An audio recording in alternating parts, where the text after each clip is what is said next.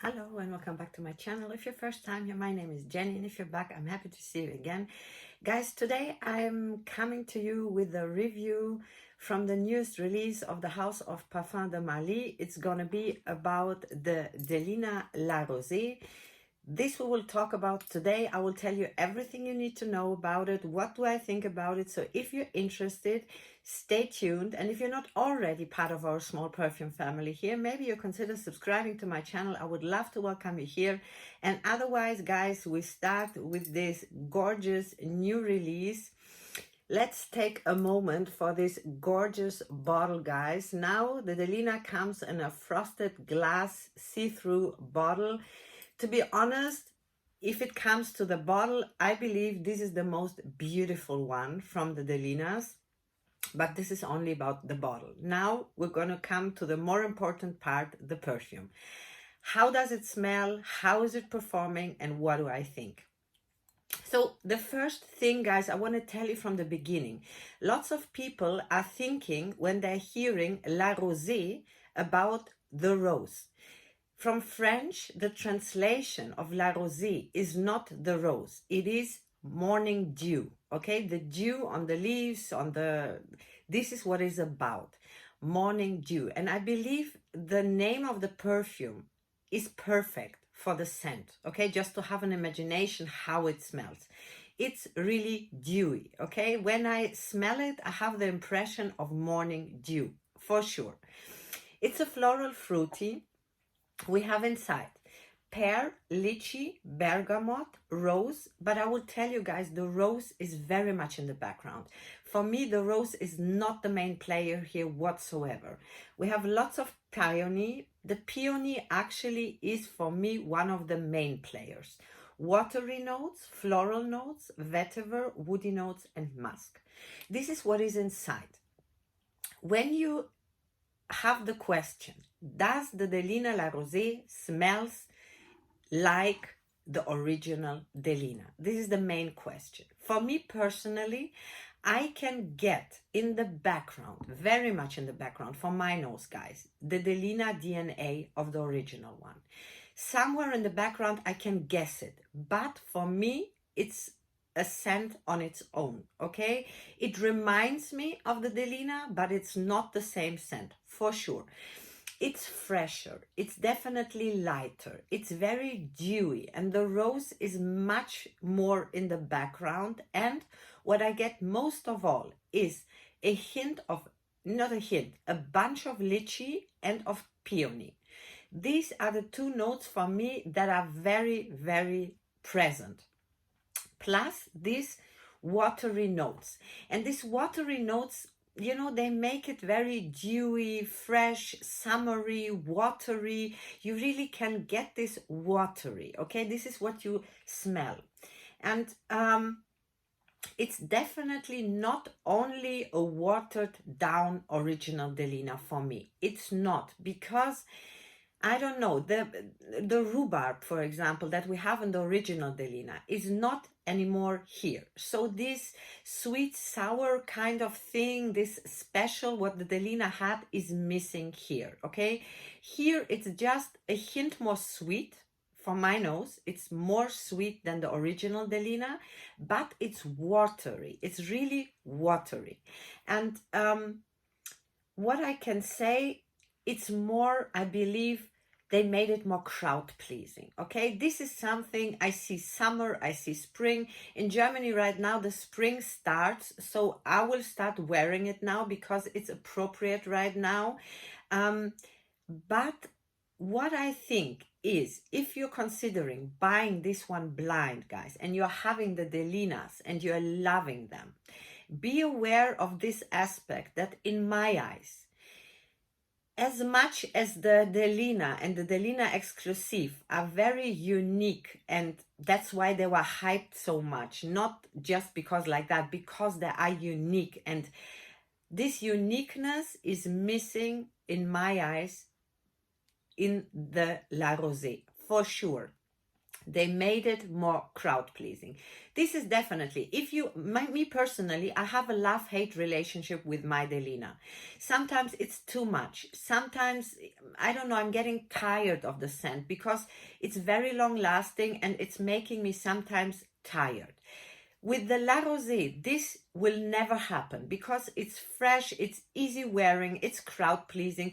This is everybody's darling. Nobody will get offended by it. Nobody will get tired of it. This is appropriate to the office, in small rooms with lots of people. Nobody will get bothered. With the Delina, I believe some people might get bothered. It's edgy. It's, well, it's unique. It's Delina, okay? This is what made it the Delina.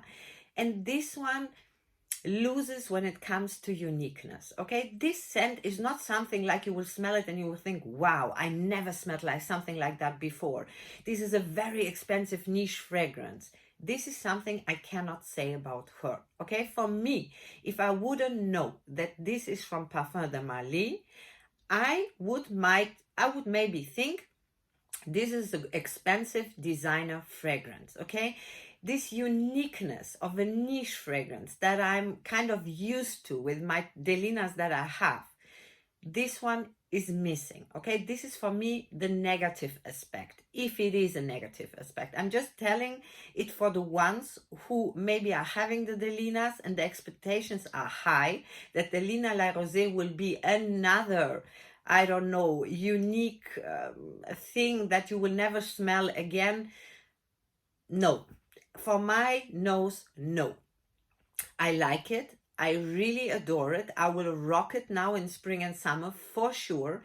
But I'm just telling you, this one is not anymore so much of this unique, what we used to have with the Delinas, okay? This is my thing. The longevity on this one, guys, is surprisingly perfect, okay? This one stays as long as on my skin as the Delinas, the normal ones. Although when I sprayed it the first time, I thought, oh my God, in 1 hour it's gonna be gone. No, guys, it's not. The longevity is great. The projection is very good. So the performance of the Delina La Rosée is 10 out of 10 for me. For a light, fresh, kind of a fruity, floral scent, the longevity is out of this world. And this is for me a piece of art. When you can manage to make such a light, watery, fruity, floral scent with such a longevity and such a projection, this is art, okay? This is my honest opinion.